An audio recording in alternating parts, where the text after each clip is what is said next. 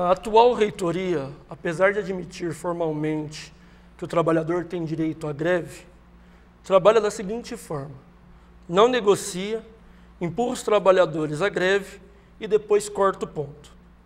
Na greve de 2010, por exemplo, houve vários processos, criminais e administrativos contra 10 trabalhadores. Na greve de 2011, houve 2 punições a um grupo de trabalhadores, a um conjunto de trabalhadores que participaram da greve, que foi o desconto do salário, o lerite zerado durante o mês de dezembro e janeiro, e as férias retiradas dos trabalhadores. Você vai acabar com essa política inventada pelo atual reitor Fernando Costa, ou teremos o mínimo de democracia na universidade? Olha, deixa eu te dizer, eu vou dizer muito claramente o meu jeito de ser. Eu já comecei a contar aqui, desde o primeiro momento que eu entrei na faculdade, na década de 70, eu fui atento a ser um aluno que não ia ser só o profissional da área, eu não ia me dedicar exclusivamente à minha profissão. Eu tive sempre uma participação como cidadão, lutei por democracia. Naquele tempo, quando nós constituímos um DCE na cidade, era um negócio de risco. A gente tinha que fazer tudo escondido. Eu participei da primeira reunião da UNE, em 1977, na PUC, em São Paulo, quando houve mais de 700 presos, tá certo? Então, eu tenho uma história de lutar por democracia. Esteja certo que eu não vou trair meus princípios jamais. Eu sou um democrata, eu fui sindicalista, eu fui do movimento estudantil, eu fui do movimento de residente, eu respeito o sindicato, eu respeito o DCE e tenho um grande respeito pela nossa do Unicamp. Tá certo? Acho que a Unicamp tem um papel essencial na universidade. Então, o que eu puder dialogar com essas pessoas, eu vou dialogar, tá certo?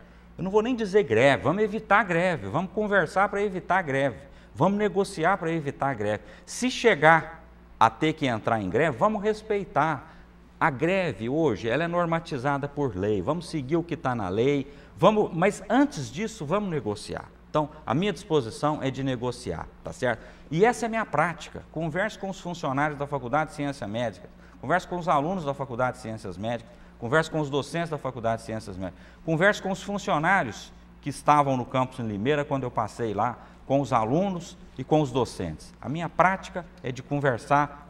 No sistema democrático, você pode nem sempre ganhar. Faz parte do sistema democrático, nem sempre você vai conseguir que suas ideias sejam vencedoras, mas você precisa ouvir e você precisa ser escutado com muito respeito. Isso é muito importante. Feito isso, passa a haver um respeito mútuo que eu acho que é fundamental, tá certo? Eu entendo que o professor Fernando, ele tem traços de personalidade que são completamente diferentes dos meus, tá certo? E isso eu acho que é fundamental para dizer do meu jeito de ser e do jeito que eu vou querer que seja a minha administração. Mas eu estou disposto a criar um programa que vai se chamar Universidade Portas Abertas, onde eu não vou conversar só com o sindicato ou com o DCE, eu vou conversar com um conjunto de funcionários, com um conjunto de alunos, uma vez por mês, uma vez cada 2 meses, vamos debater tópicos lá, vamos debater sobre carreira docente, vamos debater sobre carreira de funcionário, vamos debater sobre moradia estudantil. Esses amplos debates, nós perdemos eles muito na universidade. Aliado a programas culturais que a gente quer implantar, a gente quer viver realmente um ambiente democrático de muita discussão nos próximos 4 anos nessa universidade. E eu garanto que na nossa administração isso vai acontecer. Bom, acho que essa pergunta é mais do que pertinente. Eu já adianto de uma vez e não tenho receio, porque como os programas de gestão só vão estar divulgados a partir do dia 8, muita gente pode esconder um pouco das suas intenções para que sejam divulgadas posteriormente. Eu já digo abertamente e claramente para vocês. Se nós, eu e a Cida, estamos lutando por um novo modelo de universidade, achando que os tempos estão mudando, eu digo para vocês que a anistia é o primeiro ato que eu gostaria de ter, se for eleito reitor. Eu acho que se você não pacificar a universidade, se você não mostrar a partir do seu gestor de que você vai estender a mão e vai zerar um passado que nós temos o dever de nos responsabilizar por eles, todas as partes, e zerarmos. Você tem que anistiar, porque senão essa ferida vai permanecer. com a universidade, vai permanecer na sua consciência, vai permanecer na minha consciência também. Eu acho que, primeira coisa, eu acho que nós temos que pensar uma anistia dentro da universidade. Eu acho que chamar as entidades, negociar com elas um novo padrão de relacionamento. Eu acho que isso é muito importante, até porque as universidades, as entidades, até pela natureza do modelo de universidade que se implantou, não só na Unicamp, mas no Brasil, as entidades se esvaziaram, gente. Eu sinto isso. Eu sou associado da Unicamp. Eu paguei a ASUC antes do STU. Durante anos, eu pagava 2 entidades. Sempre tive relacionamento mais rico possível com os meus estudantes. Hoje eu vejo que a universidade perdeu a vitalidade. As entidades estão em crise, e é uma crise que eu ressinto e vocês também ressentem. Entende? Essa crise é oriunda do modelo de universidade que se implantou. Veja, uma universidade que prega um produtivismo exacerbado, um individualismo levado ao último extremo, não tem entidade coletiva que sobreviva. Esse modelo, que é muito aproximado ao regime das empresas, que hoje está precarizando o trabalho em termos mundiais, não é um problema que a gente está tratando aqui só da Unicamp. Eu tenho participado de fóruns internacionais que lidam com a questão da precarização do trabalho, e você sente isso, essa competitividade exacerbada que se instalou dentro do critério de avaliação, seja docente, seja de funcionários, seja de estudantes. Quer dizer, esse modelo está esvaziando a universidade daquilo que ela tem de maior. Ela é a antena da nossa sociedade. É através dela que a universidade tem que mirar para pensar o futuro. Bom, essa é uma pergunta que eu me sinto muito à vontade para responder, porque eu não preciso de teoria para embasar a minha resposta. Eu posso responder com a prática, né? Eu fui reitor de 2005 a 2009, fui vice-reitor de 2002 a 2005. Né? Portanto, tive essas questões todas nas minhas gestões, como vice-reitor ou como reitor.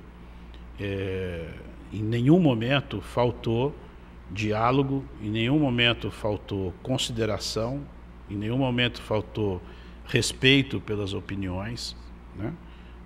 Em nenhum momento faltou a compreensão de que a negociação é a melhor alternativa no momento de discutir questões dessa natureza, questões de reivindicações e de dissídio, né? Portanto, a prática demonstra qual é o meu comportamento, né? Não há F3 e F4 do período 2002, 2009, né? Não há processos na justiça encaminhados pela minha gestão com base em movimentos sindicais ou reivindicatórios, né? Não há nenhum desconto de ponto da minha gestão para tratar questões dessa natureza. Então, eu acredito que essa demonstração prática, não teórica, permite dizer com muita tranquilidade que encaro essas questões como questões absolutamente normais da convivência e do dia a dia na universidade. E um reitor jamais pode deixar de conversar com aqueles que representam essa comunidade, né? Ou os sindicatos, o diretório central, a do Unicamp, que também é um sindicato, ou os representantes nos órgãos colegiados que a universidade possui. O diálogo tem que ser permanente. Se tem algo que eu sempre me dispus a fazer, foi participar desses diálogos e tentar, ao máximo, encontrar um caminho que pudesse minimamente equacionar as questões da disputa entre as partes, que acho que é normal do processo e precisa ser encarada com essa normalidade e precisa ser encarada como algo importante de acontecer. Eu discutirei a exaustão com todas as entidades para evitar que qualquer greve possa ocorrer no nosso meio. Ela não é boa. E acho que no ambiente universitário nós podemos estabelecer um diálogo que a evite. Agora, em certas situações, as pessoas podem atuar de maneira que necessariamente a justiça deva ser chamada. Por exemplo, quando há a possibilidade de alguém cometer algum ato, isso já ocorreu na universidade, que eventualmente impeça a mobilidade de outras pessoas, que impeça que alguém, membro do conselho universitário, lá entre no momento de uma reunião, que eventualmente coloque em risco o patrimônio público que aqui existe. Isto eu acho que deve ser tratado no fórum correto. E esse fórum correto pode ser aquele, inclusive, de fora da universidade. Por exemplo, da Justiça do Trabalho e da Justiça Comum. Acho que, em alguns casos, como ocorreu nesse que eu acabei de citar, cito outro. A nossa moradia, por exemplo, ela é algo, como aqui foi dito, absolutamente essencial para os nossos estudantes. Mas lá existiam, por exemplo, pessoas que não tinham ligação alguma com a universidade. É preciso que os estudantes entendam que aquilo é algo para os estudantes e, sobretudo, os estudantes que precisam daquele serviço. Houve recentemente, há um tempo atrás, e teve essa análise foi feita no Conselho Universitário, né? A moradia, alunos lá foram punidos. E foi demonstrado que, inclusive, as ações que lá ocorreram envolviam, inclusive, pessoas que lá moravam e que não tinham ligação alguma com a universidade. Então, podem contar comigo com uma reitoria completamente aberta, com espírito de discutir e levar a toda a comunidade a as informações importantes que ela precisa. Agora, também é necessário que a comunidade entenda que esses casos precisam ser analisados de maneira concreta, segundo aquilo que ocorreu. No debate tem insistido em dizer que a sua gestão prezará pelo diálogo com as entidades, prezará pelo debate democrático. Se isso é fato na sua gestão, por que durante o período que você esteve no Consui, que foi o período da greve, não houve nenhuma manifestação da sua parte e também não houve nenhuma manifestação daqueles que compõem hoje a atual gestão da reitoria e que estão apoiando a sua candidatura? Deixa eu te dizer, o Consul, com 72 membros, ele nem sempre é o melhor local para você fazer uma manifestação desse tipo, tá certo? Às vezes você precisa fazer uma explicação muito longa para tentar convencer uma pessoa que aquela posição dela de não dialogar não é a melhor. E às vezes você faz isso de bastidor, tá certo? Então, quando você precisa fazer uma argumentação longa, nem sempre a manifestação pública é a mais fácil, a mais simples. Porque eu acho que há coisas complexas que precisam ser discutidas nessa falta de diálogo, tá certo? Isso não é trivial. Eu acho que tem coisas que a gente precisaria discutir melhor aí. Agora, eu digo o seguinte, não olhem o que eu estou falando, olhem o que eu fiz, tá certo? Eu jamais tive problema. Eu posso até discutir com os alunos, até levantar minha voz. Às vezes acontece que eu me exalto, tá certo? Eu sou muito de defender minhas ideias com muita garra, então às vezes eu me exalto, mas depois eu peço desculpa. Eu não acho que se deve exaltar na discussão também, mas jamais negar a discussão. Jamais. O sistema democrático, sem discussão, ele não existe. Então nós lutamos por democracia. Hoje, acho que é uma maravilha viver no sistema democrático. E a dificuldade do sistema democrático é que ele custa caro, custa tempo, paciência. A vida é assim. Você quer viver no sistema democrático, você tem que gastar tempo conversando com as pessoas. E eu estou disposto a essa conversa e essa tem sido minha prática. Da forma que é colocado, parece que o professor não tem responsabilidade para esse modelo que está posto aí, né? Uma vez ocupando o cargo de vice-reitor da universidade, você concordou com um projeto apresentado pelo atual reitor e está implementando juntamente com ele no cargo de vice esse modelo, porque ocupa uma função dentro da universidade que lhe garante, que pelo menos lhe posterga essa questão. A pergunta é, se o candidato discordava disso quando foi candidato a vice junto com o reitor, por que você não se manifestou anteriormente e por que não pediu então demissão do cargo por discordar desse modelo que é implementado? E a segunda pergunta a anistia na prática significa a devolução do pagamento dos trabalhadores, significa a devolução das férias, a retirada de todo o processo criminal e civil com os trabalhadores, ou anistia só do ponto de vista de sentar e conversar e não ter nenhuma ação prática sobre o tema? Bom, são duas questões que eu vou... A primeira eu vou discordar frontalmente.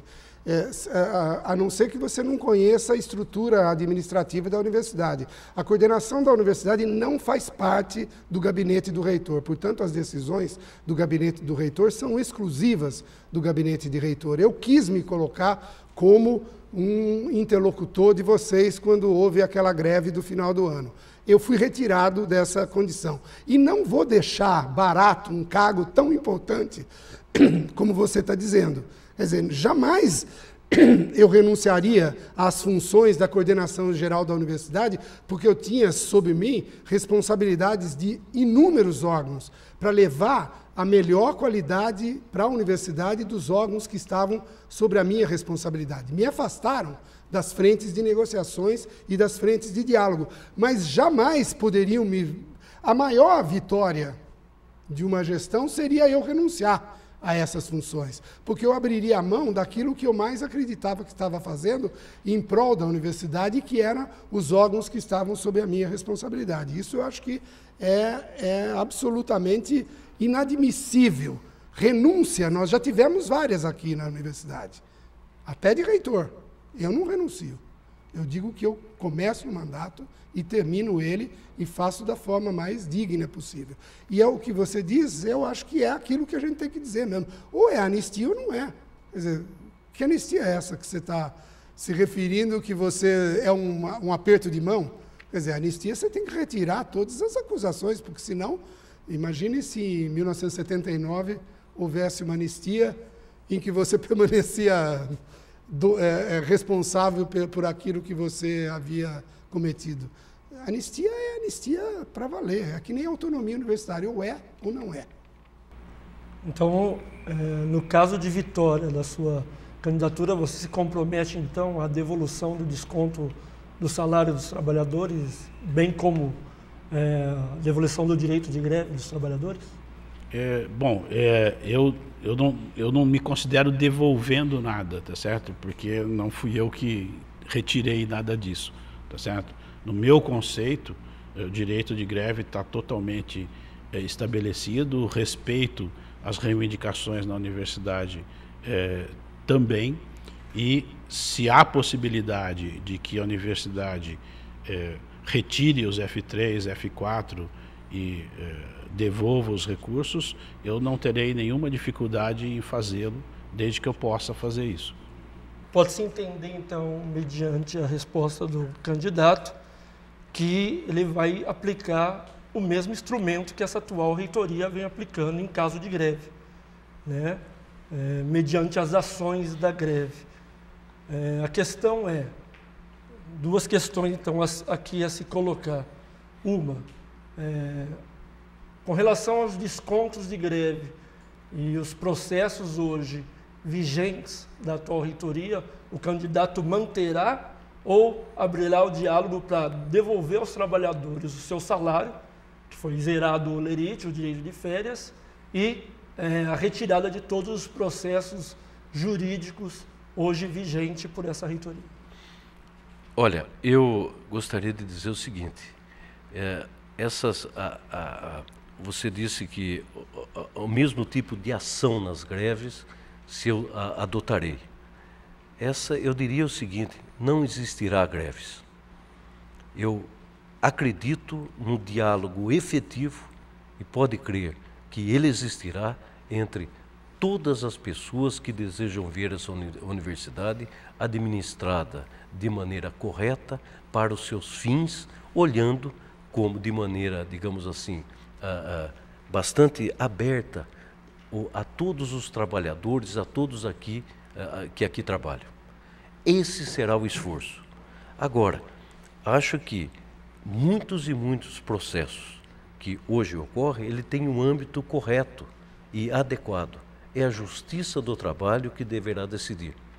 É lá que deverá se estabelecer exatamente aquilo que deve ocorrer em função dos casos que foram aqui mencionados.